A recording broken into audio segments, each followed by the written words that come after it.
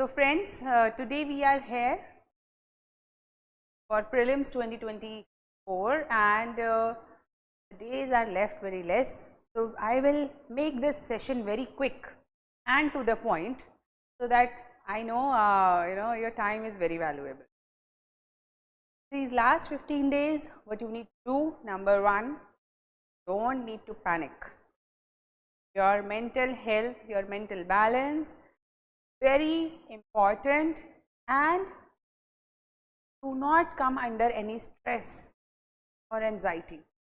ये 15 दिन सबसे ज़्यादा स्ट्रेसफुल होते हैं क्योंकि हर व्यक्ति आपसे पूछ रहा होता है कैसी हो गई तैयारी, इस बार हो जाएगा क्या आपको खुद भी लगता है कि पता नहीं मेरी तैयारी हुई है या नहीं हुई है।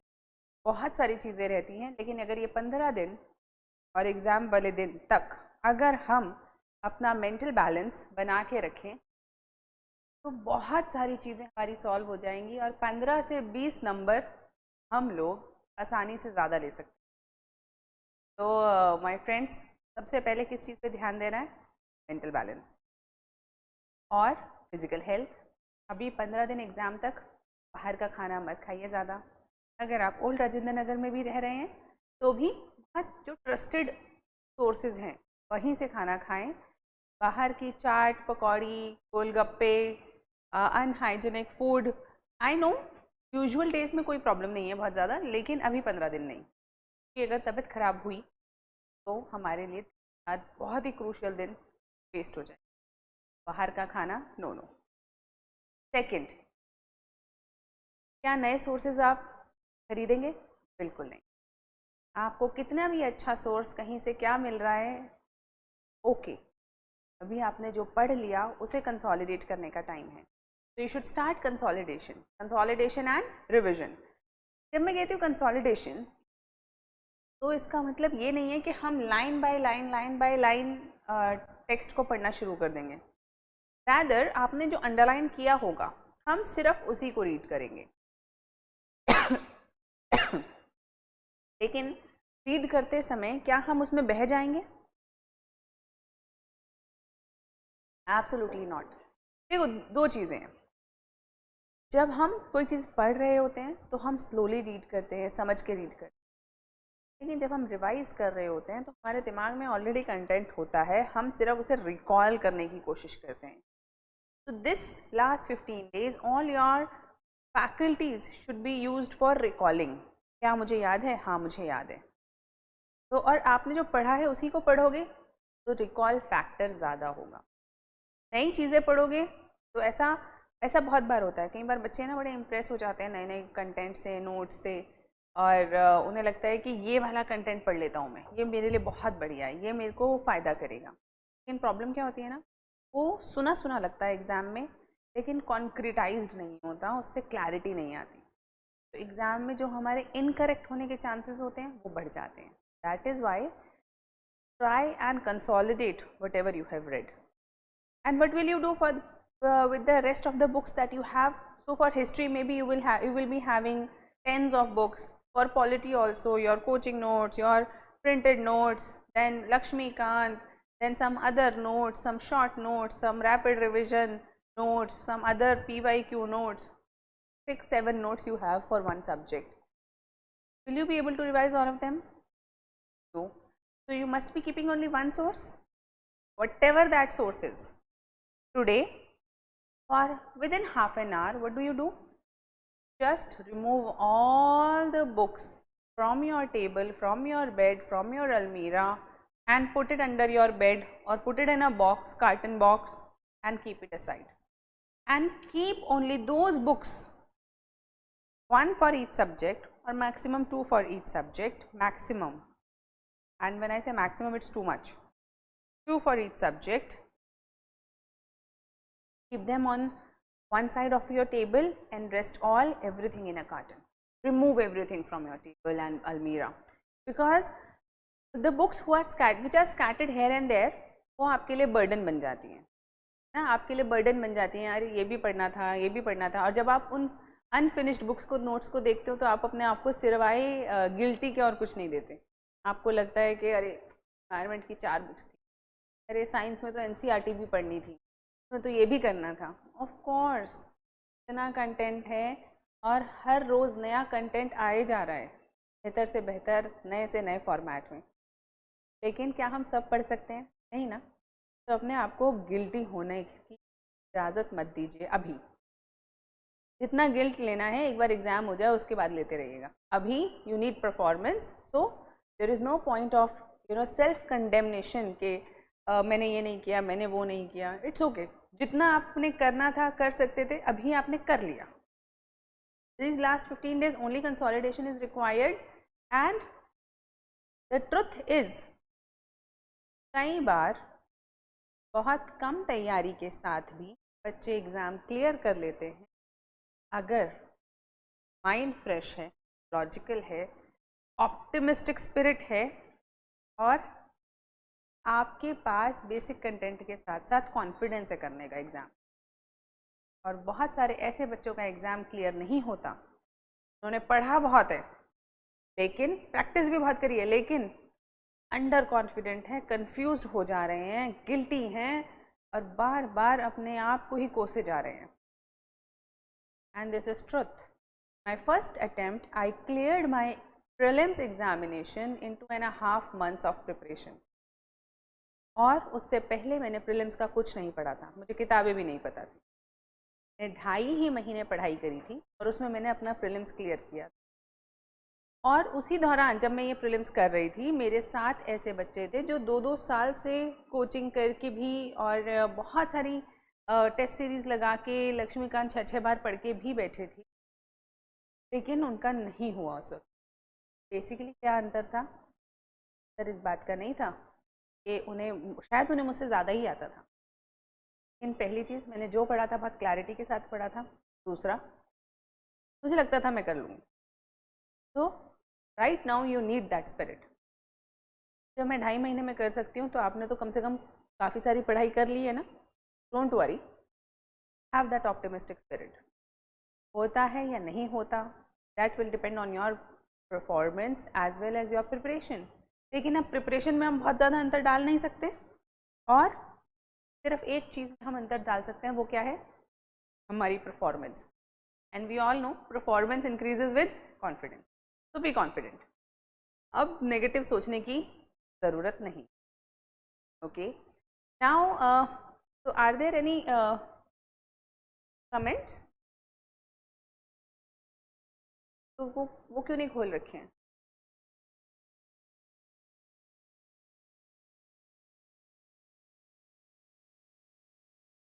मैम ये वीडियो 2028 वाले, अरे नहीं बेटा, बहुत दूर है। This is very very last minute video.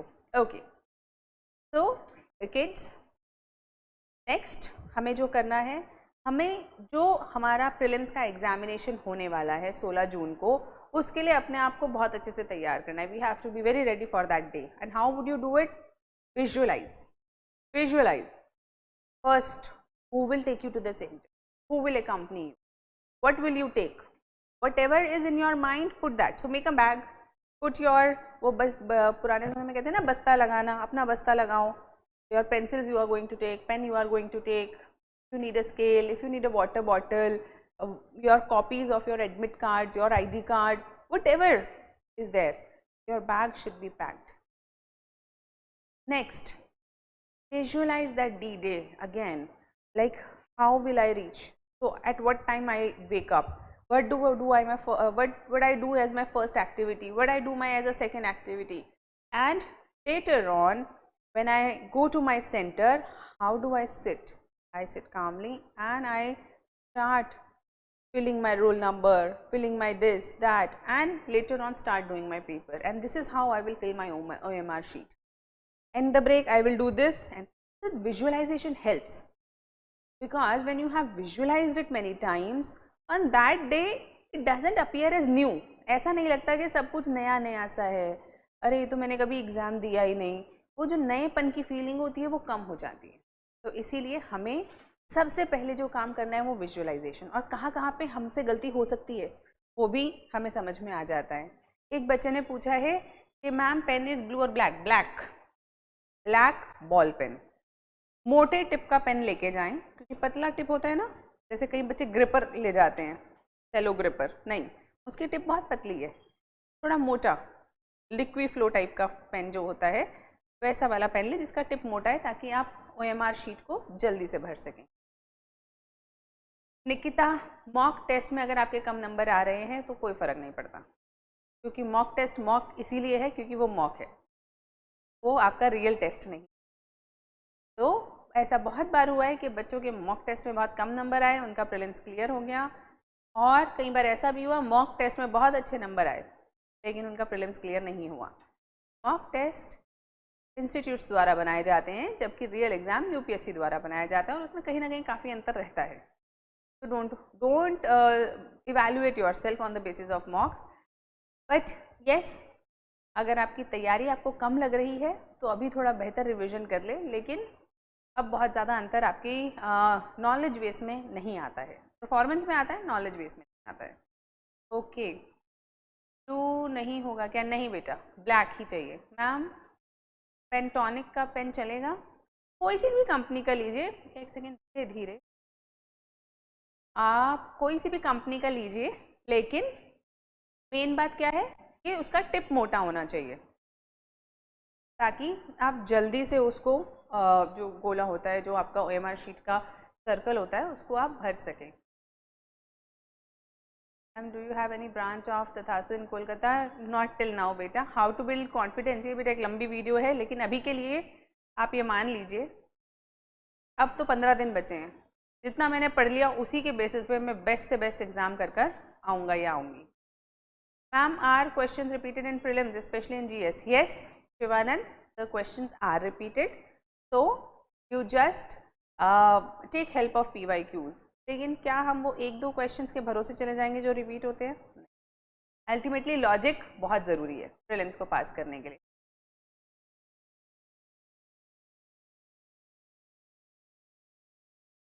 तो 2025 के लिए बेटा हम अलग से कभी वीडियो बनाएंगे। प्रीलिम्स से रिलेटेड कुछ आपके डाउट्स हों इस बार के तो बताइए, नीचे करिए।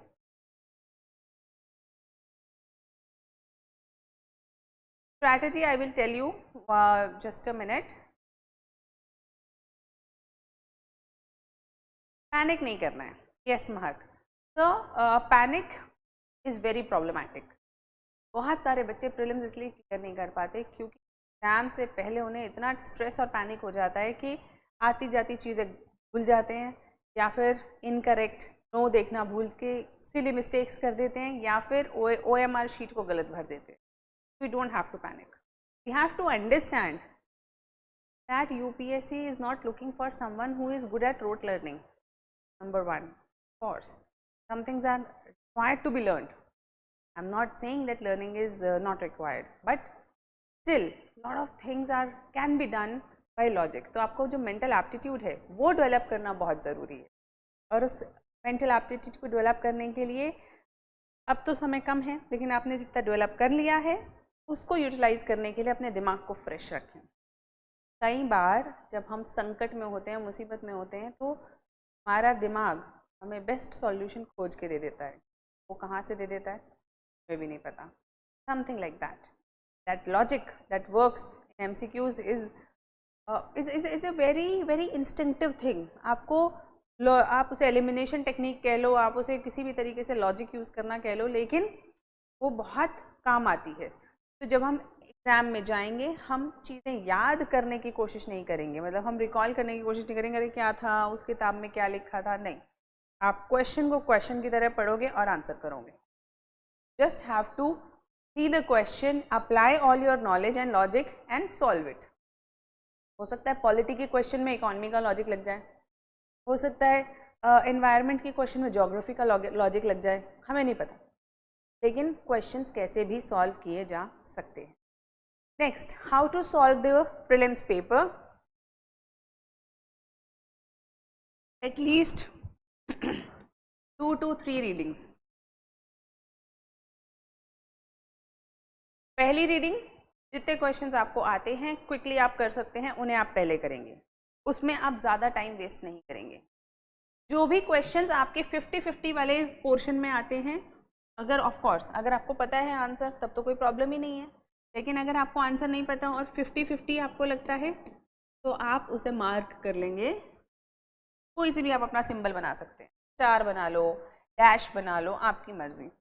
जो आपको ऐसा लगता है कि आपको सिर्फ एक ऑप्शन एलिमिनेशन में से पता है लेकिन आपको 3 ऑप्शंस नहीं पता हैं, उसको आप ये मार सकते हो। और जो क्वेश्चन के बारे में अता पता ही नहीं है, आपको कुछ भी नहीं पता, आप उसे क्रॉस करो, जिसके बारे में पता ही नहीं है, जो आप अटेम्प्ट नहीं करो।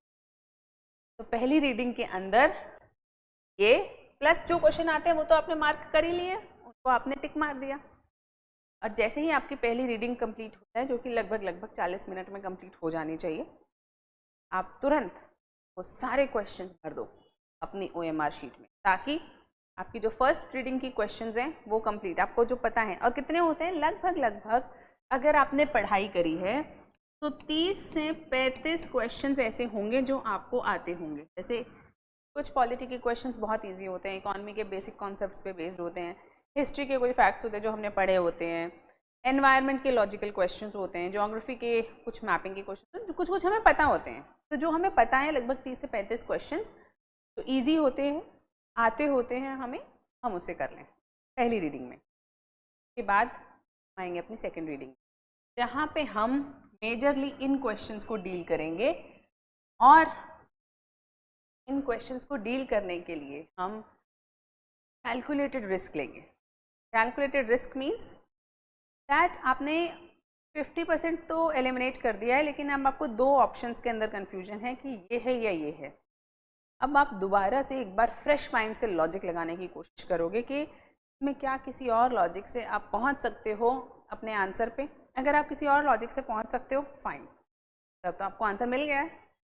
लेकिन अगर बाय एंड चांस आपको नहीं भी मिलता, छोड़ दोगे क्या इस क्वेश्चन को? नहीं, you will still do it, because negative marking है, लेकिन नेगेटिव मार्किंग में कम मार्क्स कटते हैं, यानी कि हमें थोड़ा सा कैलकुलेटेड रिस्क देना चाहिए। आप सेकेंड रीडिंग में ये वाले पूरे करोगे और आखिरी के, और उसके बाद OMR शीट में तुरंत एंटर कर देंगे, तुरंत एंटर कर देंगे। और लास्ट में आप ये वाला तो एकदम लास्ट पोर्शन है, आप इसको हैंडल करेंगे। इसको भी एक बार दोबारा से, इस बार फ्रेश माइंड से देखेंगे क्या इसे सॉल्व किया जा सकता है, कहीं कुछ और लॉजिक तो नहीं लग रहा। और अगर आपको लगे कि कोई लॉजिक लग रहा है तो आप वो लॉजिक लगा के इसे सॉल्व करेंगे। लगभग ये वाले जो 50 वाले क्वेश्चंस होते हैं ये भी 30 से 40 होते हैं, और ये वाले क्वेश्चंस 15 से 20 होते हैं डिफ़िकल्ट। और ये वाला जो होता है ये भी हमारे 5 के करीब ऐसे क्वेश्चंस होते हैं जो अक्सर बच्चों को नहीं आते होते, इनके बारे में हवा नहीं होती किसी। तो ये वाले क्वेश्चंस अगर आपको आता है बहुत बढ़िया बात है, लेकिन अगर नहीं आता तो छोड़ दें। इसके ऊपर दिमाग लगा के अटक कर हमें टाइम वेस्ट नहीं करना। देखो UPSC also wants to know that whether you can say no to what is not worth your time। तो आपको ना करना भी आना चाहिए, यानी कि ऐसे कुछ क्वेश्चन ज़रूर होते हैं एग्जाम पेपर में जिसे आपको नहीं आता तो उसे नहीं करो, नॉट टच देम, तो leave them. But now some people will say कि मैम कितने क्वेश्चंस हमें अटेम्प्ट करने चाहिए। That will be depending on the paper. Paper आसान है तो ज़्यादा अटेम्प्ट करेंगे, पेपर मुश्किल है तो कम अटेम्प्ट करें। सिंपल क्वेश्चन पेपर बताएगा कि हम कितने क्वेश्चन अटेम्प्ट करेंगे। अगर आपको आते हैं तो करोगे ना अटेम्प्ट, छोड़ के थोड़े ना आ जाओगे। और अगर आपको नहीं आता तो तुक्के इंके पिंकी पोंकी करके थोड़े ना एग्जाम में ऑप्शन भर दोगे। तो again it will be according to the exam and your own preparation. But the idea is कि अगर आपने अच्छे से प्रिपेयर किया है तो अगर आपको नहीं आता तो बाकी बच्चों को भी नहीं ही आना चाहिए, क्योंकि आपने बेसिक तो पढ़ाई है ना सारी चीज़ें। और अगर आपको आता है यानी कि आप उसे सही कर पाएंगे। तो we have to have that confidence. Lastly कई लोग बोलते हैं कि फर्स्ट रीडिंग से शुरू करें, कई लोग पीछे से पेपर शुरू करते हैं। ज़्यादा फर्क नहीं पड़ता, आप शुरुआत से शुरू करें, first question, second question, third question से करें, या 25वें क्वेश्चन से शुरू करें या लास्ट से शुरू करें, it doesn't matter much. Of course कई बार शुरुआत में ही 4, 5, 6 क्वेश्चन मुश्किल आ सकते हैं, तो आपको उस वक्त पे डीमोटिवेटेड नहीं होना, अपना मोराल कम नहीं करना। अल्टीमेटली क्वेश्चन पेपर सारे एस्पिरेंट्स के लिए सेम है। अगर आपके लिए मुश्किल है तो बाकी सबके लिए भी मुश्किल है। हमने सबने सेम ही सोर्स तो पढ़े होते हैं लगभग, तो ऐसा नहीं है कि आपको नहीं आ रहा और बाकियों को आ रहा है। So we have to understand, अगर पहले 10-5 क्वेश्चन भी मुश्किल हैं जो हमें नहीं आ रहे और हम एकदम से सॉल्व नहीं कर पा रहे, तो भी घबराना नहीं है, कोई बात नहीं। आप एक काम करो, 25वें क्वेश्चन से शुरू कर लो। उसमें कहीं पे आ रहा है 70-50 से शुरू कर लो। हर 25-25 क्वेश्चन पे एक हमारा सेट होता है, तो हम ऐसा आराम से कर सकते हैं। जिस सब्जेक्ट में आप कंफर्टेबल हो उस सब्जेक्ट से आप शुरू कर लो। Idea is that there will be certain difficult questions, वो शुरुआत में आ जाएं, बीच में आ जाएं, बाद में आ जाएं, it doesn't matter. And there will be some easy questions, वो भी शुरुआत में आ जाएं, बाद में आ जाएं, डिपेंड्स। ठीक है, तो आइडिया सिंपल है, जहाँ से आप अपना पेपर देना शुरू कर सकते हैं वहीं से करें। टाइम वेस्ट करने की बहुत ज़्यादा ज़रूरत नहीं है, बीच में घबराने की भी ज़रूरत नहीं है। OMR शीट बहुत ध्यान से भरेंगे, जल्दीबाजी में बिल्कुल नहीं भरेंगे। प्रॉपर जो सर्कल है उसको प्रॉपर फिल करेंगे, ये नहीं करेंगे, ये नहीं करेंगे। These are wrong manner, wrong. This is the right way of doing it, because scanner में जाता है, स्कैनर में अगर लाइट पास हुई तो वो आपकी एंट्री एम्प्टी मान लेता है, तो हमें लाइट नहीं पास होने देनी। इसीलिए पूरा जो हमारा OMR सर्कल है उसे प्रॉपर भरना है हमें। ठीक है, लास्टली सब कुछ साथ लेके जाइए, लेकिन अपना दिमाग और खाने की कुछ चीज़ें ज़रूर साथ लेके जाइए, क्योंकि कई बार घबराहट में सर दर्द हो जाता है तो दवाई चाहिए, और भूख लगने लगती है, पानी चाहिए, गर्मियाँ बहुत हैं तो पानी ना, अपने साथ कुछ ठंडा पानी, हल्का सा शरबत बना के भी आप ले जा सकते हैं, वो अपने साथ ज़रूर रखें, ताकि आपको वहाँ जाके अगर गर्मी या हल्की सी घबराहट सी हो रही है तो आप अपने आप को समझा सकें, और मतलब you can manage that. Okay, before we start for the CSAT, let me take some questions.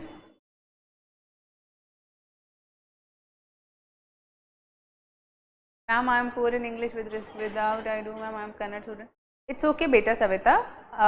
If you are not very good at English, it doesn't hamper much. You can try to take Kannada as your medium.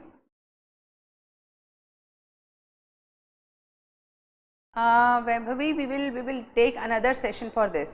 Today's session is for those people who are giving prelims this year 2024, last 15 days. So I want to keep it precise. Richa, if you want to do something after 12th, you will have to discuss. If it is UPSC, then of course in Tathastu we have UPSC plus BA. बेटा ये सब आप सबको एक काम करती हूँ, मैं लिंक डलवा देती हूँ हमारी टीम का, है ना। All of you people who have doubt regarding when the batch is going to start and all of this, you can contact them, वो आप डलवा दो। बेटा स्कॉलरशिप टेस्ट सून आएगा, जब आएगा तब आपको यूट्यूब से और वेबसाइट से खबर मिल जाएगी। How to revise current affairs? So current affairs you will have to revise very quickly, only the important topics.